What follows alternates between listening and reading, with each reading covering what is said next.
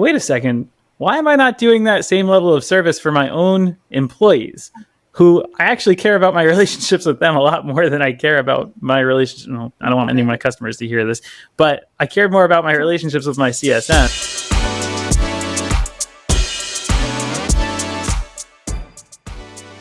All right, everybody ready? Let's go. Cool. What's up, lifers, and welcome to the Daily Standup with Lifetime Value, where we're giving you fresh, new customer success ideas every single day, except for major holidays, which we decided today. Anyway, I got my man Rob here. Rob, do you want to say hi? What's going on, lifers? We've got JP here. JP, do you want to say hi? What's up, people? We've got Amber here. Amber, do you want to say hi? Hello. I am your host. My name is Dylan Young. Amber, thank you so much for being here. Do you want to introduce yourself? Absolutely. Thanks for having me. I appreciate it. I am Amber. I am the VP of Customer Experience at Paradigm Senior Services.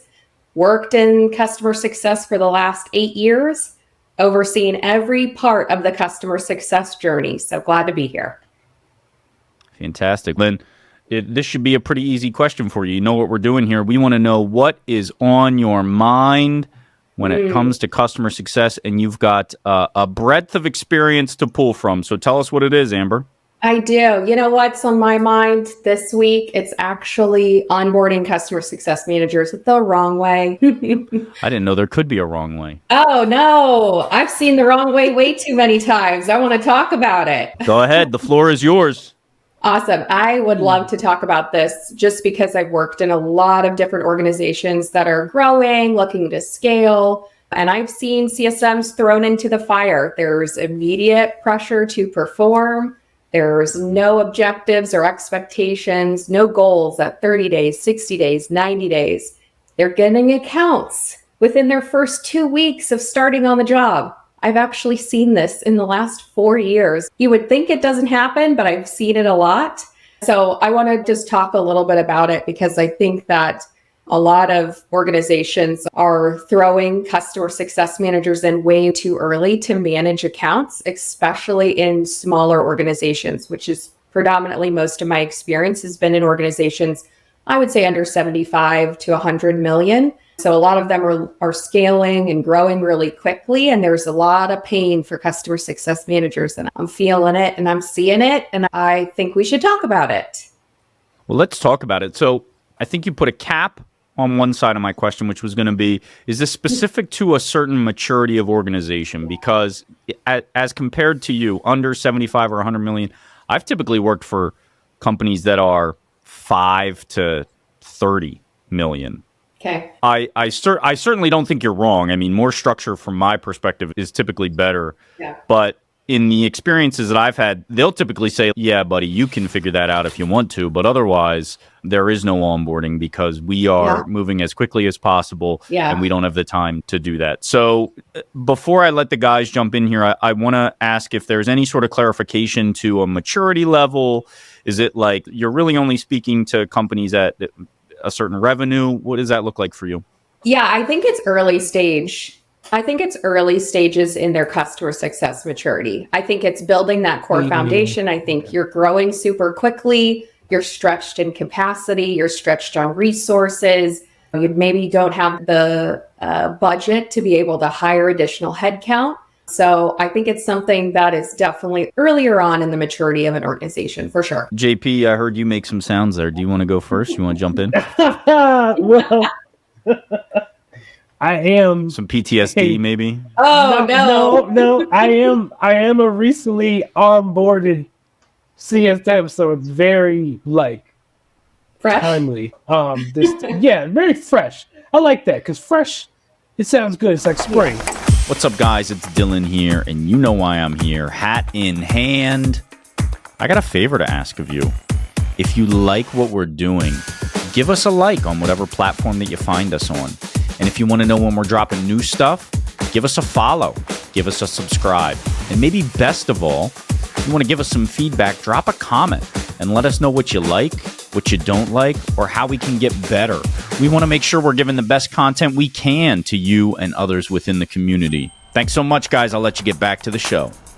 One thing I want to do is we always talk about in customer success is trying to have empathy. So I'm going to try to have empathy and say that I don't think organizations come up and like, we're going to just throw these CSMs into the fire. We just need to get out of there. I'm thinking somebody had to fight, get some budget clearance to hire someone. And this speaks to your point about the maturity of the CS organization, which is, I think, what's really important, right? The company is one thing, but how mature is the CS function there? I think that sort of can give you a rough outline of maybe how things will be. And I think for me, I'll just say that I love my company.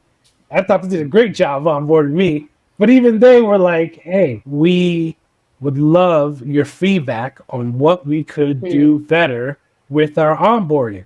While I think what I would say is, while I don't have control over if I'm going to get the Ritz-Carlton of onboardings or the CSM, I guess what I do have control over is here's the other thing, if you're a new CSM, I think that's when this is like crazy, right? You come into a new function, you're just starting a CSM. I think that's something. But me, since it's like my third rodeo, I can come in and say, hey, I can actually start providing value immediately because I can give you feedback and be like, hey, maybe this isn't better. Maybe this isn't as good in this process. Or I found that this was really helpful. I try to think about what I can do as far as a solution. I try to be solution minded. Yeah. And I think that there's an opportunity maybe for people who are a little more, who've at least done it a little bit, that when they go in and they get onboarded, they can actually start providing value immediately to their organization by just showing them how to be better onboarding. Maybe they can't show immediate value necessarily taking on clients or knowing the tech stack or knowing the product, because that will come with time.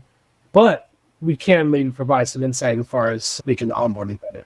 You know, JP, good for your organization for actually asking you about areas of opportunity for improvement during the onboarding experience, because I don't think all organizations do that, but it's a great thing to have, you know, your organization prioritize at least hearing that feedback, and then hopefully they take that feedback and make those adjustments too. Right. I think new CSMs too should feel empowered to push back on certain things too. If they don't feel ready, if they don't feel like they're prepped and ready, that sometimes you have to use the opportunity to manage up directly with your manager to really say, I'm really struggling to understand the product. There's a technical component that I'm still trying to connect the pieces, or I don't feel like I think I need more shadowing calls, or I need to listen to more calls, or I need to participate. I think that good back and forth communication with your manager is super, super important during your onboarding experience, because your manager is probably running as fast as they can too, and you might have to slow them down and really set those expectations of what you need to. Cooking with grease. Rob, you want to jump in? Yeah, you guys would have hated prior versions of me.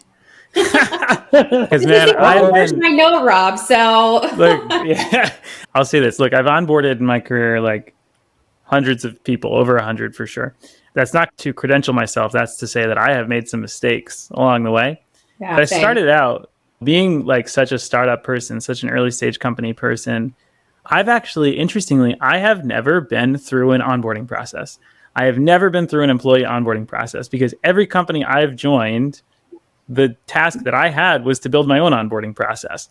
And so I sort of have this like spiritual old love for zero onboarding models, where it's pick yourself up by your bootstraps, figure it out, throw yourself into the fire. You're going to learn how to swim. Then I realized, I was like, man, just because that works for me doesn't mean it's for everybody, and it shouldn't be for everybody. So I sort of realized this irony. And here I was like taking so much pride in this perfect customer onboarding process that I built at companies I was at. And I was like, wait a second, why am I not doing that same level of service for my own employees, who I actually care about my relationships with them a lot more than I care about my relationship. Well, I don't want any of my customers to hear this, but I care more about my relationships with my CSMs. And you guys have heard me say before, it's my job as a manager to be a CSM to my CSMs. Eventually, I built two different types of programs. One is a more syllabus program, which like goes through a proper syllabus. It's like week 1, we learn the industry. Week 2, we learn the product. Week 3, we learn the job. I've also built other models, onboarding models, which I think are kind of cool, where I give new employees, I spell out their first week for them, but after that, I give them a checklist of here are all the things you need to do to be onboarded. You can go at this at your own pace in whatever order you find best fit. Essentially what they could do, it's like getting a bowl of Legos. They could just kind of piece them together in any creative way they wanted. That ended up being the model that got the highest feedback, to your points before about like getting feedback from people, because they still had enough creative liberty to structure things in the way they wanted, but they weren't completely without a paddle, you know? Yeah. So I love that. I love that, Rob, too, because there's a lot of autonomy in how they choose to onboard themselves, too. And they can really take that pathway. I also think we do this so intentionally. We try to do it and execute really well for our customers. Why the heck aren't we prioritizing with our employees? Like, we take good care of our employees, they're going to take good care of our customers.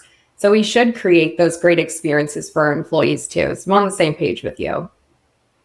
have any of you guys used a learning management system or an enablement team to manage onboarding?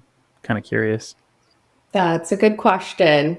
I have not. We have a learning management system that we utilize for our customers, and we've talked about how do we do that better for internal training. It's a great concept. It's a great idea. I haven't seen that in the couple organizations that I've worked in. It's been a lot of shadowing. A lot of shadowing. Also, a lot of the organizations I've worked with have that startup vibe. So it's really like, it's very similar to your sentiments before. Pick up the bootstraps, figure it out. And we got to build this together as a team. And so the employees we're hiring on board recognize that's the stage we're at right now. And they can choose to join at that stage. And some choose not to join because they're like, oh, hold on, this is not what I want to sign up for. So yeah, I've been in, and I've made a lot of mistakes, you guys, as a manager myself too. So I've made a lot of mistakes and haven't done it right all the time.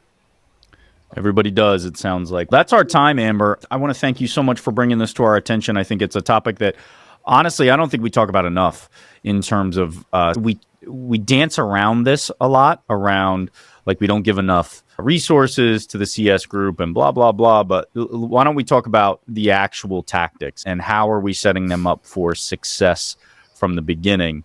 I love those moves, JP. But anyways, as I was saying, Rob was Amber, dancing too. thank you so much for being here.